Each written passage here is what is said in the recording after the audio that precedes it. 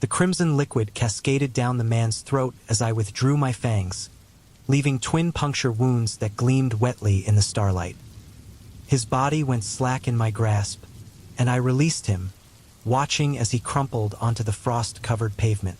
The warmth of his life essence now flowed through my cold veins, temporarily sating the eternal hunger that drove me through these moonlit hours.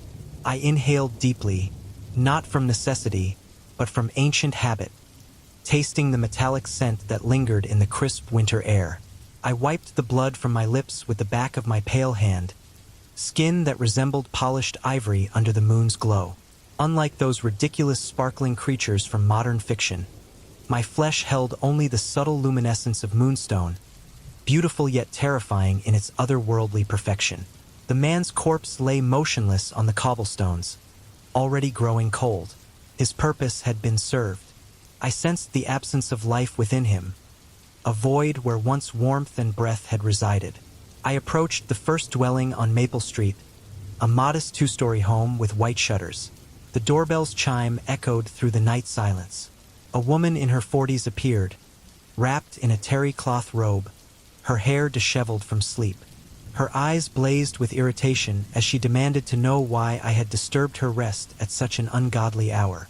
I curved my lips into what I knew was a mesmerizing smile, allowing my supernatural charm to seep into her consciousness like honey through water. "Invite me inside," I commanded softly, my voice carrying the weight of centuries. Her scowl melted away, replaced by warmth as if greeting a beloved relative. She stepped aside, welcoming me into her home with genuine enthusiasm. The foyer contained an antique mirror, and I paused to admire my reflection. Sharp cheekbones, piercing amber eyes, and midnight black hair swept back in perfect waves. I had spent decades perfecting this appearance after my transformation, erasing every human flaw I once possessed. The crooked teeth, the weak chin, the imperfect skin, all replaced with supernatural beauty that could entrance any mortal. When the woman questioned my prolonged silence, I struck with lightning speed, my fist penetrating her skull with a sickening crack. I extracted my bloodied hand and cleansed it with my tongue before her lifeless form collapsed. Dropping to my knees, I buried my fangs in her neck, drinking deeply. Despite her initial rudeness, her blood carried notes of sweetness that pleased my palate. The next house stood at the end of Birch Lane, a ramshackle structure with peeling yellow paint. I pressed the doorbell repeatedly until finally, a stumbling figure appeared. The middle-aged man reeked of alcohol, a beer bottle clutched in his trembling fingers. His bloodshot eyes struggled to focus as he cursed my presence. "Invite me inside," I said, though without the courtesy of a smile. His profanity had been unnecessary. My influence washed over him, and his aggressive stance softened. He stumbled backward, gesturing for me to enter. A woman's voice called from upstairs, "Who's there, honey?" followed by the sound of heels clicking down wooden steps. She appeared in a silk nightgown, her makeup smeared and lipstick creating a grotesque smear across her mouth. The cold air from the open door made her shiver. Desire coursed through me as I smiled, drunk on anticipation. I left the man standing motionless and approached his companion. My supernatural allure enveloped her, and I drew her close, sinking my teeth into her soft throat. Her blood was fire on my tongue, intoxicating, spiced with alcohol and something else. She was clearly inebriated as well. I drained her completely, savoring her full lips, so perfectly formed like Marina's had been when we kissed beneath the oak tree. I released the woman's lifeless body and turned to the paralyzed drunkard. His neck was grimy with stains and bruises, reeking of various bodily fluids. The taste was revolting, but I endured it for what was to come. The thick, sweet blood eventually overflowed my mouth, spilling down his chest as I moaned with dark pleasure. Soon he too was drained, and I vanished into the night before his corpse hit the floor. My third destination was an imposing Victorian mansion on Elm Heights, nearly rivaling my own estate in grandeur. I rang the ornate doorbell and heard someone inside call for Sarah to answer. A surly teenage girl appeared, her attitude immediately grating against my nerves. Invite me inside, I commanded, allowing my power to engulf her consciousness.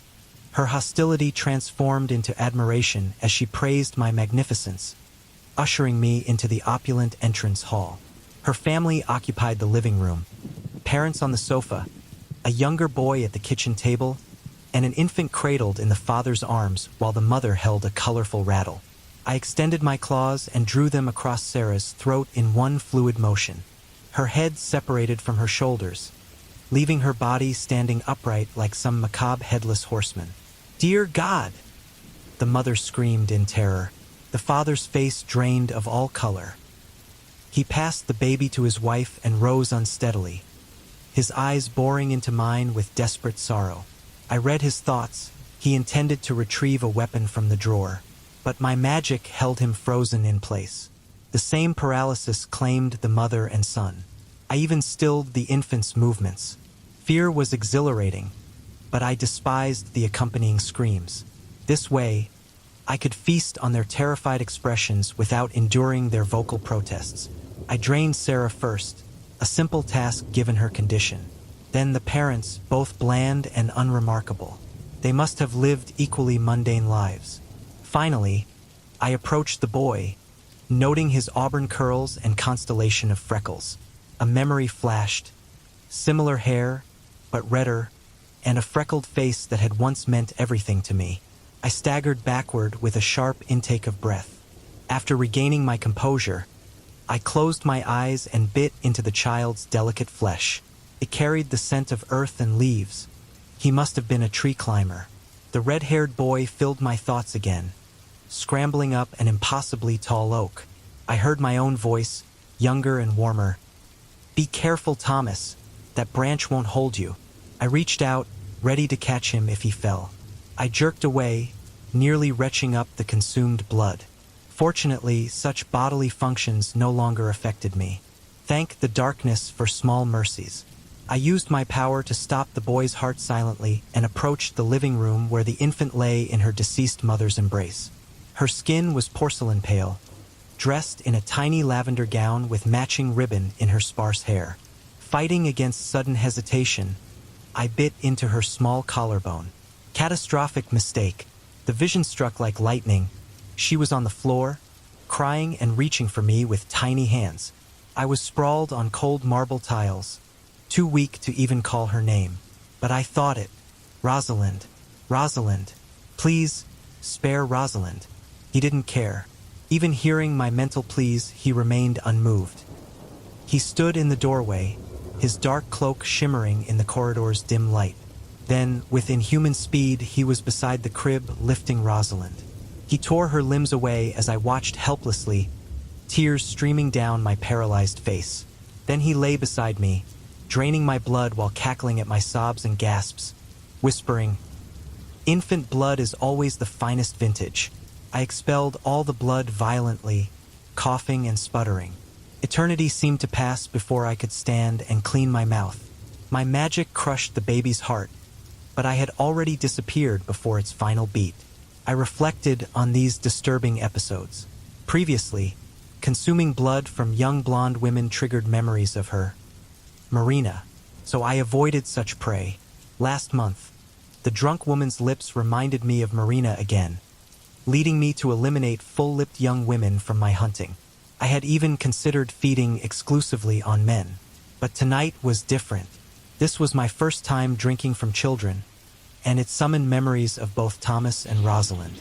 I resolved never to feed on children again. The memories were too disruptive. My final destination was an isolated farmhouse surrounded by barren fields. I rang the bell, and an elderly man cracked the door, peering at me suspiciously. I smiled beyond any human's capability. "Invite me inside," I commanded, preparing to unleash my influence, but then I sensed it. I wanted to strike myself for not detecting this earlier. I should have confirmed his susceptibility before approaching this remote farm. The farmer smiled back, and I detected mockery in his expression. "You're hunting tonight," he observed. I remained silent. What response could I have given? He continued, "I know you're kind. I've encountered others like you before. Most tried the same trick. never worked on me. The farmer opened the door wider, leaning casually against the frame with disturbing comfort. I suppose you'll kill me now, drain my blood, torture me, whatever your type does. Might as well be you. Hell, I'm dying soon anyway. What do you mean? I snarled. Dying soon? Was he ill? I detested the taste of disease. I extended my senses and confirmed this man was consumed by the most vile ailment. Cancer? I asked with disgust. The old farmer took a drag from a pipe I hadn't noticed and nodded. Yep, the express route to the grave. I roared in frustration. My time had been completely wasted. The farmer continued speaking. But you don't need to embrace this whole monster routine. He gestured vaguely. I haven't only met vampires like you. I've encountered some remarkable ones. They were civilized. No snarling, murderous theatrics. They behaved with dignity, elevated above life's petty fears because they had little left to lose. Certainly not their existence, unless they were actively seeking the sun. I snarled again, purely out of spite. What could you possibly know about my kind? I bellowed, but the man remained unintimidated. He snorted with amusement and said, More than you might expect. For instance, I know you don't actually need to drain people until they wither like autumn leaves. A single drop of blood sustains you for weeks. You don't need to kill to survive. So why did you choose this path? If I hadn't remembered his illness, I would have destroyed his head and fed from his neck. Instead, I forced calm into my voice. What are you suggesting, mortal? 1 drop of blood? Are you insane? This is precisely what vampires do. We are children of darkness, feeding upon mortal blood without mercy. We must drain you completely to survive. I couldn't believe this man questioned my kind's nature. This lifestyle was intrinsic to us. Every legend confirmed it. We vampires had to kill to survive, making us natural predators. He had certainly embraced that role. He showed no compassion for my suffering. It was definitely his nature. Why else would he have committed such horrors against me? He had no choice. The vampiric curse controlled his mind. He was fulfilling his purpose, and I was doing the same. The farmer laughed again. If you don't believe me, try it.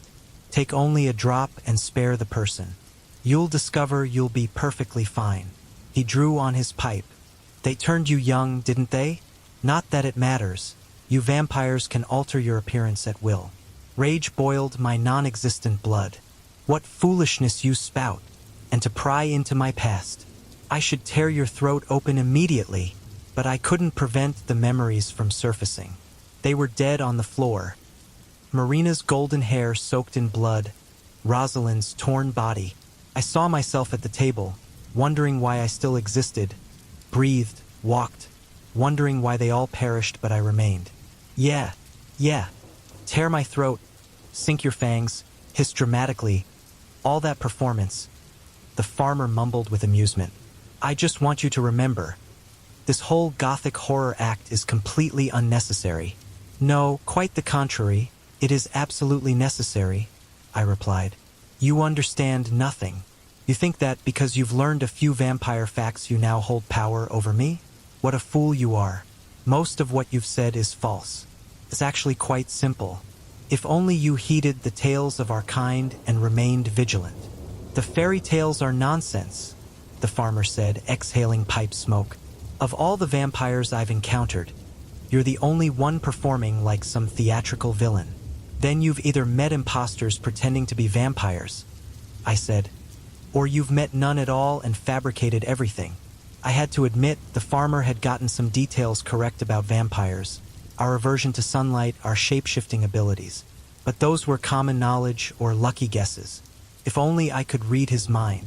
But with these resistant ones, that was impossible. And have you ever met other vampires? The farmer asked. Fury shot through me again. I was utterly incensed. This man possessed no humility whatsoever. Come to think of it, I had only encountered one vampire, the one who transformed me, who destroyed my family. And there lay my answer. He was exactly like me, and I was exactly like him. I needed no other vampires. I was content alone. The farmer must have seen my hesitation, and he laughed again. You haven't, am I right? At least not the kind I've met. You know, the ones who don't conform to stereotypes. He drew on that disgusting pipe. I might not be a vampire, young man, but I can sense certain things about you. A chill ran down my spine. He sensed things about me? This man was deeply unsettling. But he wasn't a supernatural being. I would have detected that. And calling me a young man? As if I were some adolescent? A human boy? This man was insufferable. I composed myself and said, "Then let's see how well you can sense me with your head buried in ignorance." The farmer cackled, then furrowed his brow. "Goodness, something must have truly damaged you." I inhaled spite and exhaled it through my nostrils. "Nothing has damaged me at all. I have simply become a vampire and abandoned all my pathetic human weaknesses." The farmer smirked.